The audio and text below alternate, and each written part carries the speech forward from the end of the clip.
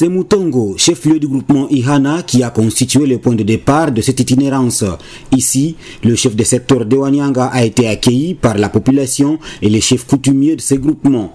À la paroisse de Moutongo, où le numéro 1 de cette entité territoriale décentralisée s'est adressé à ses administrés, Dr Akilimali Bamoucho Descartes a parlé de plusieurs défis qui bloquent le développement de cette partie de son entité. Sur le plan sanitaire, par exemple, il a déploré la carence en médicaments essentiels dans les structures sanitaires de la place.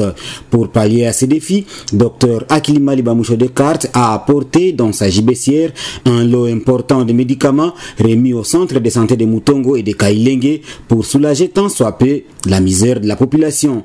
En ce qui concerne l'éducation, le chef de secteur de Wanyanga a doté les groupements Ihana d'une tronçonneuse pour faciliter le sillage des planches en vue de construction des écoles, étant donné que plusieurs écoles sont construites en pisé. Le fils du terroir a promis d'acheter les tôles et les clous une fois les planches sont prêtes. Pinga. Dans le groupement Kisimba, deuxième étape de sa mission, la population lui a réservé un accueil digne d'un roi. Les chefs coutumiers, les services de sécurité, les cours sociales, tous mobilisés comme un seul homme pour accueillir celui qu'ils appellent l'homme aux actions concrètes. Étant le premier conservateur de la tradition Nyanga, des rites coutumiers ont été faits par les gardiens des coutumes en guise de communier avec ses ancêtres.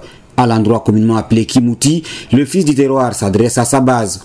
Aux différents problèmes exprimés par le chef de groupement Kisimba, le docteur Akilimali Bamoucho a apporté des solutions à la limite des moyens de son entité. Il s'agit notamment de la réhabilitation de l'école primaire Kakungo, dont la toiture a été emportée par un vent violent qui a bénéficié de descentoles. La cité de Pinga, qui n'avait pas de cimetière, s'est vue octroyer un espace de 2 hectares acheté par le chef de secteur.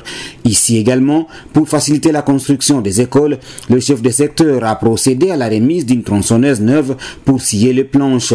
Ici aussi comme à Ihana, le secteur va se charger de l'achat des tôles et des clous pour le finissage des projets de construction de ces écoles. En ce qui concerne les conflits fonciers et du pouvoir coutumier, à Ihana comme à Kisimba, la première étape a consisté à identifier tous les clans et leurs collines respectives dans le but de réduire les conflits existants. Dans les domaines de développement, des comités locaux de développement ont été mis en place avec comme mission d'étudier les besoins prioritaires de ces entités.